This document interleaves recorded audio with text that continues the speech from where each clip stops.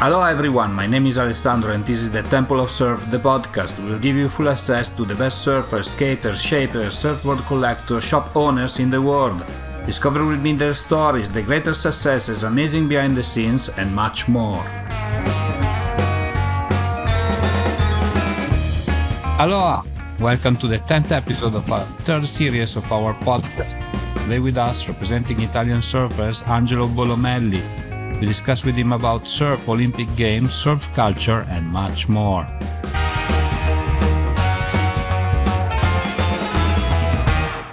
Hi, Angelo. Welcome to the show. Where are you today? Hey, all good. Thanks for inviting me. I'm here in Costa Rica, in Playa Langosta, this area close to Nicaragua, like a little bit farther south. It's been fun here. It's all good. What about you guys? Amazing, like hot as usual over here, but nevertheless, as long as there is surf, we are happy, right? So that's the most important thing. So today we're going to talk about many things, you as a surfer, your career, your future projects. But the first question that I have for you is, in your opinion, what is the most important thing in surfing? For me, surfing is all about the fun, having fun and go stress off. Is the most, that's why you're surfing for. Is if you're gonna go out there to get on fights and have a bad day, it's not that. It's always all about having fun. Exactly. We need to keep it positive with the spirit of Aloha and make sure that even if somebody is like cutting us off, we are just like, or dropping in, we're just like take it with with good spirit, right? Exactly. No, it's all about that. And plus, there is always something that's going to try to make your session a shitty session, but try not to focus on that and all about the fun. Exactly. And definitely in Costa Rica, there is quite a lot of surf for an Italian. Usually we don't get that kind of surf in the shores of Italy. So you have quite a lot over there to enjoy, right? Well, the good thing about Costa Rica is that you can surf in 3 or 4 hours away, complete different waves. Even like close to where I am, you have like this place in front, close to my house. It's called Playa Langosta. It's like an A-frame, a river mouth A-frame. Then you can go like drive like 30 minutes and you get to a point break right, or take a boat for an hour and a half and get to these like beach breaks that are super barrely picky and super fun. Like different ones. Then you go to the Caribbean of Costa Rica and you get all these like reef breaks that are like just big hollow barrels. Like it's a small country, but it offers a lot of different type of waves for sure. It's a nice place to live in for everybody, especially for Italians, that they don't get so many waves as we should. Today, we're going to talk about also surfboard. So I'm interested about your first proper surfboard, like the one that after you learned to surf, that you bought or that has been given to you. Do you still have it? And do you remember it? I remember that board actually, but no, I don't have it anymore. It used to be this 511 Banzai from this like surfboard brand from Costa Rica, but it didn't last too long and I pretty much sold it and bought a different one after when I was around like 12, 13 years old. So it was like almost a longboard for me in that time.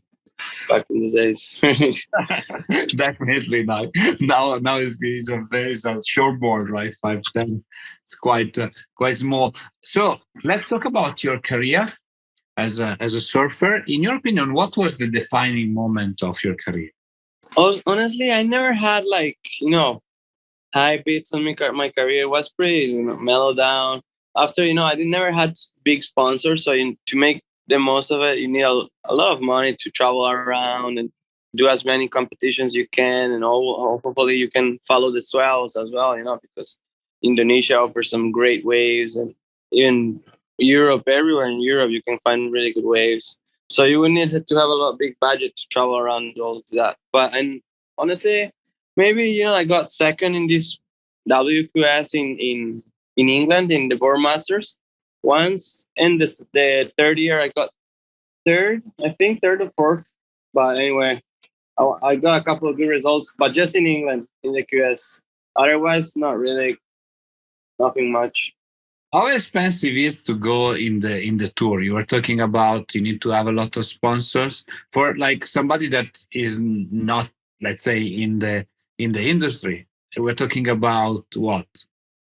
Yeah, if a surfer, professional surfer, need to go and participate to the main contest for like 100,000, 150,000 for sure wow, it's to quite make it. a money. Yeah, plus you need to buy surfboards. Hopefully, you can pay some coaches to help you out on the technical part and get a videographer to follow you around. All these things that they're not for sure, how say, obligatory, but if you want to make the most of it and not just spend your money around, you need a little bit of that for sure.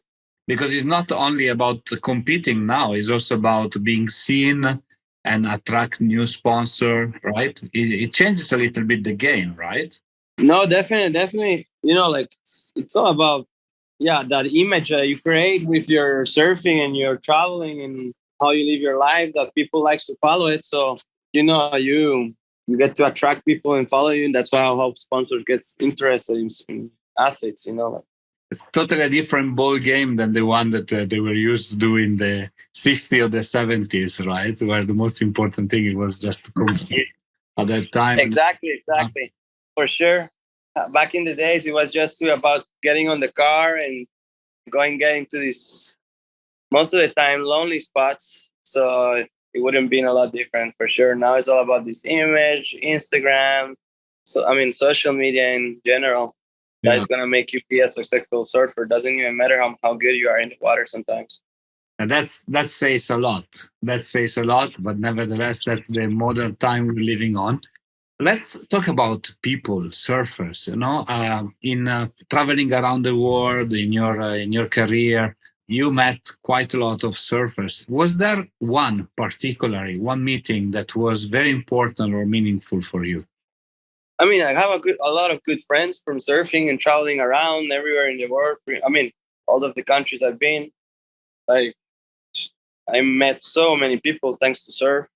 But like a person that I would like say, okay, this is the kind of like how I would like to follow him. Honestly, not that much. For sure, I think everyone should have their own way. You can't copy other people in certain areas, and plus, most of the times you have to work to get what you want. Because no one else is gonna put it there for you. Definitely. And but I think like going around the world and surf with other surfer allows you to create friendship that goes beyond what is just the sport, right? You have exactly. It's like that. People that plus, of course, all depends on how you are as a surfer. I always try to be nice with people and make as much friends like I can. Like it's always better to have friends than enemies, right? That's what they say. So you can't go in every single spot in the world and get enemies because then you don't surf anymore. Exactly. You're gonna get kicked out of the water, even just in Italy. Like. Okay, so Tokyo 2020 or 21 passed. We were almost there. Me as an Italian, I was really supporting the fact that you could open that plane, but I don't want to talk about that anymore unless you want. But let's focus on Tahiti. Is only 3 years far. Are you preparing? Will you prepare for this important event? Honestly, yeah, like that. Even that little chance that I had to go there in Tokyo, it gave me hopes to at least try one more time. Like try to get there at least in the ASAs. Not even do a lot of USs and stuff. Just try to focus on my ASAs, get some good quiver, have some good boards, and try to do in 3 years try to qualify. Hopefully, in the next. In Paris, they will let more surfers per country or do it a different way. So, it's easier or at least more understandable to how to qualify. And, hopefully Italy can bring a full team this next time. Yeah. I hope so as an Italian, of course. And from a difficult experience, maybe some good things can happen. So we never know that, right? We all look at the positive side of it. And I spoke with Fernando Aguirre, that he was also part of the podcast a few weeks ago, and he told me that they're working really hard to bring different kind of disciplines of surfing in France. So there's not going to be only shortboard, there's going to be longboard. So they're really working around to make it more entertaining. So a lot of people more will compete. And of course, as you said, some rules have to be changed in order to be uh, totally like right. Yeah. Have you ever? No, for sure, for sure. Have you ever? Hopefully they make it, right? Yeah, Hopefully they okay. make it because like that will give hope to more people to be an Olympic athlete. That's something that everyone in any sports would like to represent their country in this contest. So, and if your sport that you're practicing is not in there, for sure you're not gonna make. It's gonna be hard for you to make it, right? So we stay tuned and we see what the ISA will come up with. Maybe big wave surfing that in Tahiti will be nice, like being, yeah. For sure, for sure. If you That is gonna give a lot of emotions and surprises. Definitely, that wave is difficult, and not a lot of surfers, even in the high tours, they have it unlocked. It's a hard wave. Plus, if it gets really big, not everyone wants to go in, right? exactly like yesterday, I don't know if you have seen, Chopo, it was like massive, such a huge wave. My God, you need to be brave to go down. Yeah, no, I saw some videos and it looks crazy. I have actually a friend from France that is there. Score a good one as well. Wow, so big. Have you ever surfed there in Tahiti before, or is like first time? No, actually, Tahiti never been. Never been. I've been on to another French island called Reunion Islands. Yeah. Like, just a small island from Madagascar, but not Tahiti, not never. I guess La Reunion has more sharks than Tahiti. Yeah, at least in that part is like it's a It's little bit more dangerous. Maybe I don't know if the waves, but for sure the sharks and the reef. yeah, quite a long story, that one. So how is you were talking about surfing in Costa Rica before? How are the surfers over there? I think there is like a large community of surfer and also some champs, right? There is a lot of surfers. Maybe we have like 10, 15 surfers around the country that are really, really good, like stand out. And then you have other ones that are there, learning, small, young. So, hopefully in the future they will be good surfers as well. But, that it generates good surfers. Maybe not as much as the quality of waves because of the lack of sponsors and coaches and all of these things that help out, like to get better at surfing, you need to learn the technique. And if you don't know, if you don't have someone that is going to follow you and explain you and teach you daily, it's going to be harder for you to get better. Definitely, yeah. This is something that happens where there is no infrastructure of surfing that Australia or USA has, or France at a certain point. And, surfers cannot find coaches or cannot improve. Is there a teaching that you had from surf that would you carry or that you carry in your life of every day?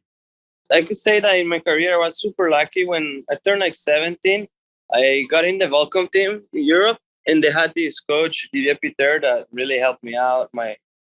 For sure, my lines, my technique level went up a lot. So, it gave me really, really good basis to improve just from what he already taught me, So I was lucky on that for sure. 4 years of coaching pretty much. And what surf teach you as a person? Like your father, did surf teach you something that you are going to teach to your son? Definitely, it's a world where people, like lives life in a different way because you're close to nature at all times. You disconnect yourself from anything that comes from your phone, and you're there sitting in the sea. That is a huge ocean, and you're insignificant compared to the ocean. So, so you're just there waiting for the wave to the sea for the sea to give you some waves and hopefully surf them well. So surfing is something that connects you, and as well keeps you away from all these like propaganda from the phones. Like you're always seeing something on the phone, good or bad news that they are. Definitely, being on the water is the best cure. It isolates you from the rest of the world and maybe let you discover the best part of it, right? The nature by itself. No, exactly, for Okay. sure. What are your future projects? What you're currently working on? Well, now I have a year and 3 months baby boy, so I'm a full time dad with my wife. Plus, I work every day, so I do that. Plus, I do some training, gym. I try to surf every day if I can, but not every day the waves are good or I have time to do it. But I'm in between there. Family dad plus working plus surf sports. There's our time. Sometimes are the ones that you leave at the last. Yeah. There is more important things. But congratulations for the 3 months old boy. Me, I have 1 year and a half and 2 years and a half. One boy and a girl, and Okay. it changes So, completely. for sure, so that they change. Plus, if you have two, it's even harder. Totally. But I suggest you go for the second one as fast as possible because it's the best thing ever. Honestly, everyone has told me the same, but I think that I need to put him at least in like as a daycare for to have more time to take care of the next one, right? Because otherwise you're there with two babies in the house and it gets after Tahiti, put it like that. You need to convince. After Tahiti, you're gonna have more time, maybe. But let's put it like that. We're gonna finish our interview with a short Q&A session. So please answer the first thing that comes up to your mind. Okay. The best surfboard that you ever ridden. Right now, I have a really good Fever epoxy, a fiber. No, Spine Tech is called the technology. Really good Almeric Fever, super good. Medium, small waves, fast and flying out everywhere. Is the one that you used to beat Kelly's later?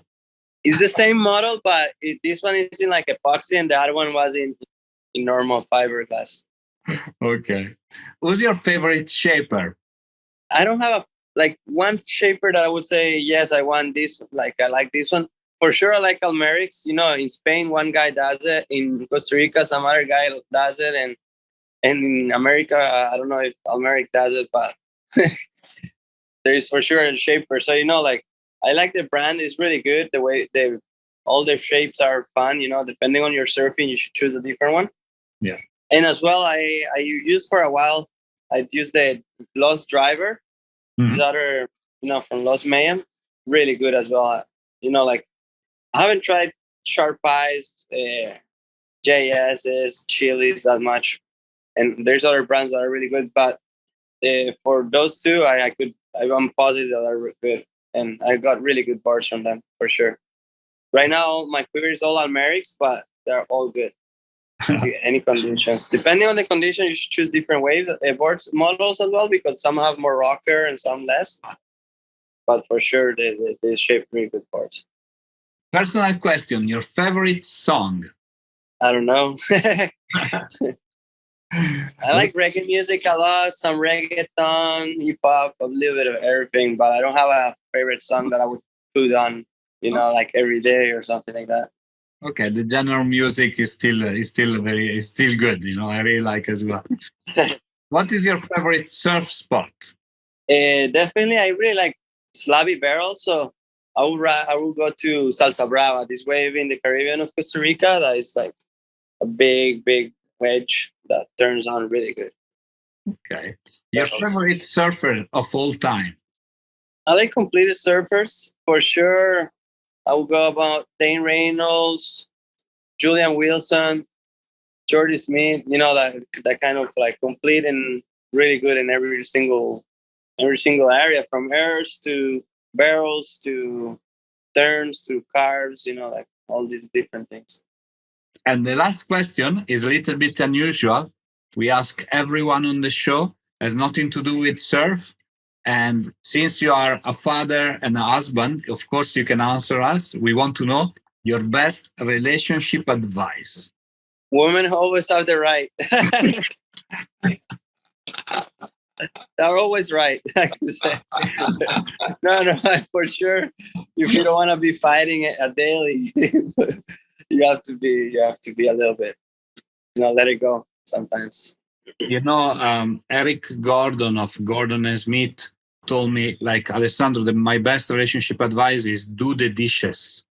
Because if you do the dishes, the woman will never disturb you because she thinks you're very busy. And so do the dishes and you will not have any problem in your family life. Sometimes, I could say, sometimes it's not even enough. That was fun. Thanks so much for being with me on the show today. I look forward to talk to you very soon. Grazie mille, Angelo. Grazie a voi. Thanks a lot. And hopefully I can be part of this in another time. And we'll keep on training and I'll hopefully to get to Tokyo, to Paris, sorry. Of course. Ciao.